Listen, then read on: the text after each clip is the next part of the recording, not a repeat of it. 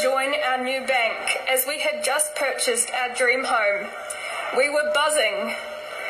We then celebrated our biggest achievement by going out for breakfast.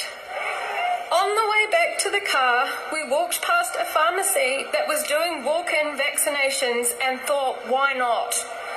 We had our wedding coming up in March, and I had booked a honeymoon on the West Coast as a surprise to Rory. Those were some of the reasons behind our decision, but mostly we thought we were doing what was right for our country and trusted the government was doing right by us.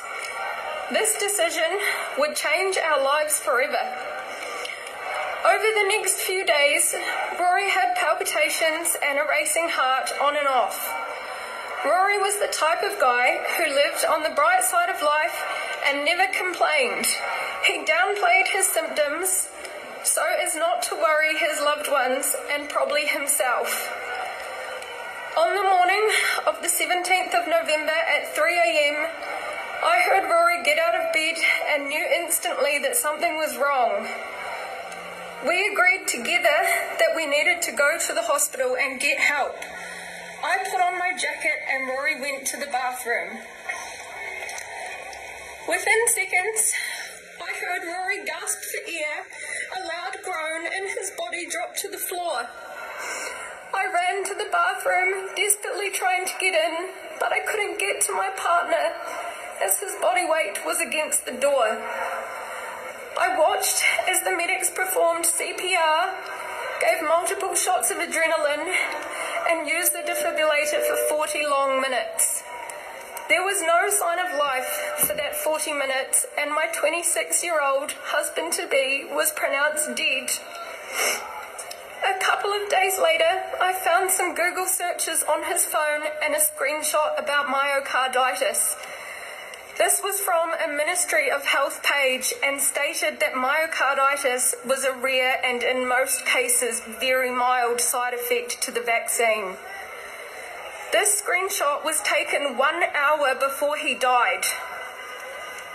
In the wording in this government agency document, if the wording in this government agency document was different, he could still be alive. If we weren't coerced and brainwashed into getting these vaccines, he could still be alive. If we weren't forced into making a choice between our jobs, incomes, and livelihoods, he could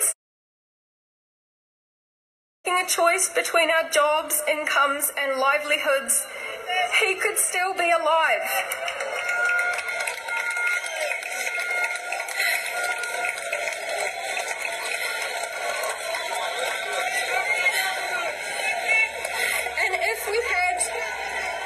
If we had truthful information and were told about these side effects, he could still be alive.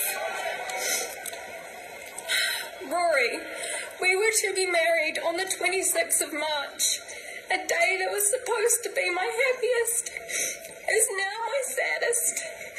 We were to move into our dream home by the beach tomorrow with our 5 animals. We wanted to try for a baby next year. You deserved to experience all of these milestones and so much more. I will not stop fighting for you, Rory, not until this madness is put to an end.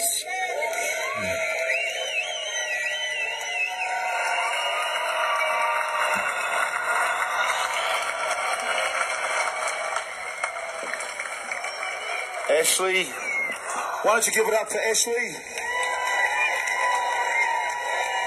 Rory, beautiful, awesome. You know, I want to say something to Ashley. Ashley, I want to say to you that today, as you have stood here and